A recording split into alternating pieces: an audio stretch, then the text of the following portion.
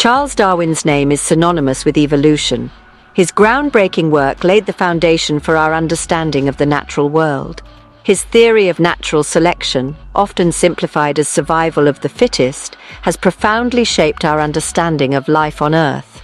This concept suggests that only the strongest and most adaptable individuals survive and reproduce.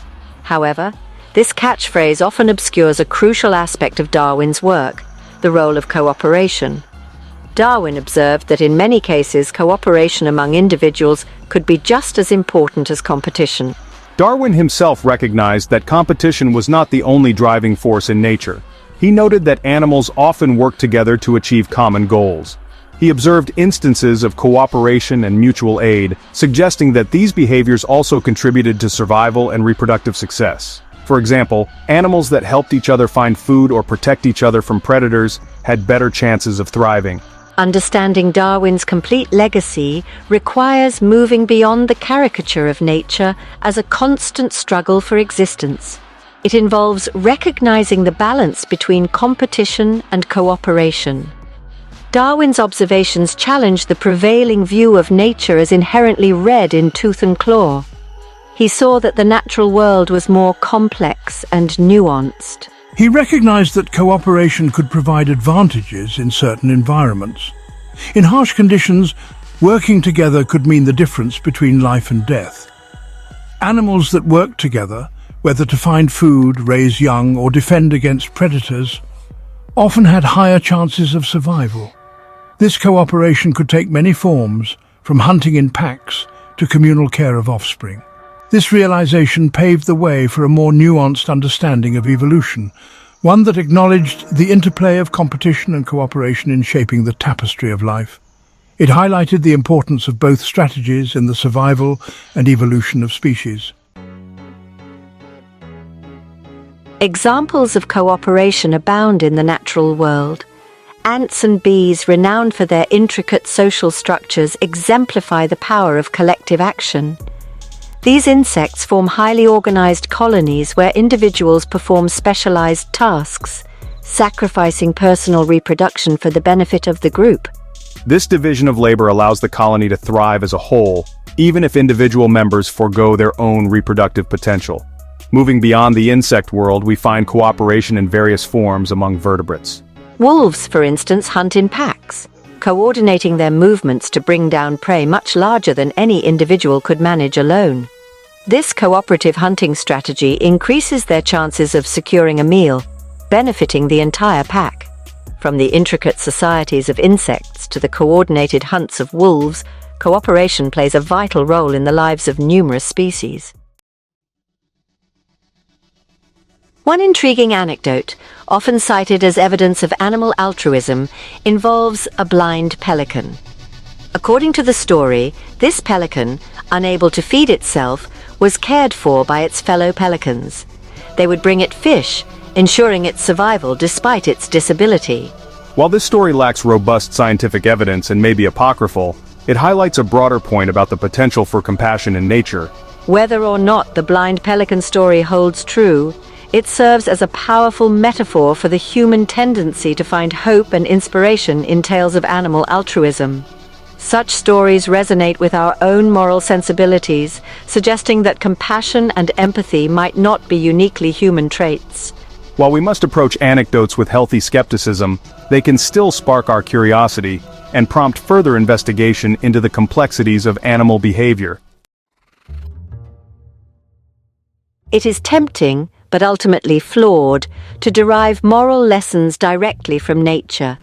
This error, known as the naturalistic fallacy, assumes that what is natural is inherently good or right.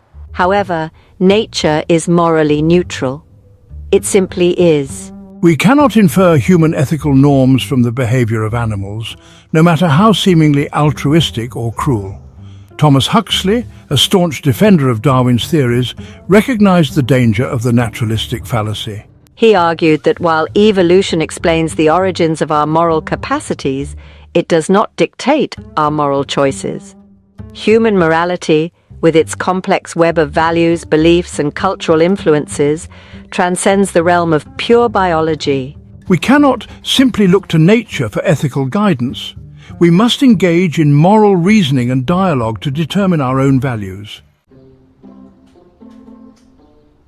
Section 5. Kin Selection, a selfish genes guide to altruism.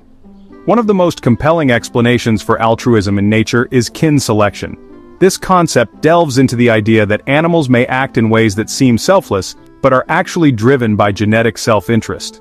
This theory, popularized by evolutionary biologist W.D. Hamilton, suggests that individuals may behave altruistically towards relatives because they share genes. Hamilton's groundbreaking work provided a mathematical framework to understand how such behaviors could evolve. By helping kin survive and reproduce, even at a cost to oneself, an individual indirectly promotes the propagation of its own genes. This means that the survival of close relatives can be just as important as one's own survival in the grand scheme of evolution. Kin selection provides a framework for understanding seemingly selfless acts in nature. For example, ground squirrels emit alarm calls to warn others of predators, even though doing so puts them at increased risk. This act of warning others is a classic example of kin selection in action. This behavior makes sense from a kin selection perspective, as the alarm call benefits nearby relatives who share the caller's genes. The caller's sacrifice increases the survival chances of its kin, ensuring that their shared genetic material continues to thrive. Thus, even though the caller may suffer, its genes are more likely to be passed on through its relatives.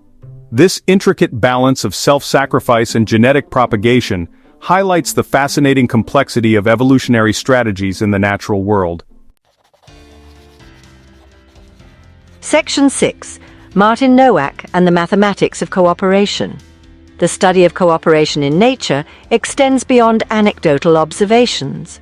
Mathematicians and biologists have developed sophisticated models to explore the dynamics of cooperation. Martin Nowak, a leading researcher in this field, has used game theory to demonstrate how cooperation can emerge and persist even in the face of temptation to cheat. Nowak's work highlights the importance of factors like reputation and punishment in promoting cooperation. In repeated interactions, individuals who cheat or act selfishly may face consequences, such as retaliation or exclusion from future collaborations. These mechanisms help to stabilize cooperative behavior by making it more advantageous in the long run. Section 7. Beyond biology, culture, cognition, and the moral landscape.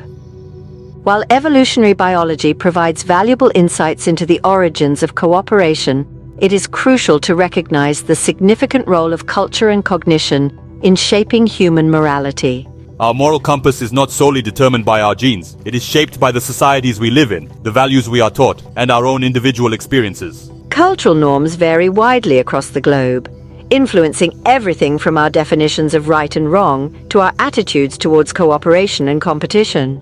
Moreover, our cognitive abilities, particularly our capacity for empathy, language, and abstract thought, allow us to engage in moral reasoning and make ethical judgments that extend beyond simple biological imperatives. Section 8. From Nature to Norms, a complex and winding path. The relationship between nature and human morality is complex and multifaceted. While we can learn about the evolutionary roots of cooperation and competition by studying the natural world, we cannot simply extrapolate from nature to human ethics.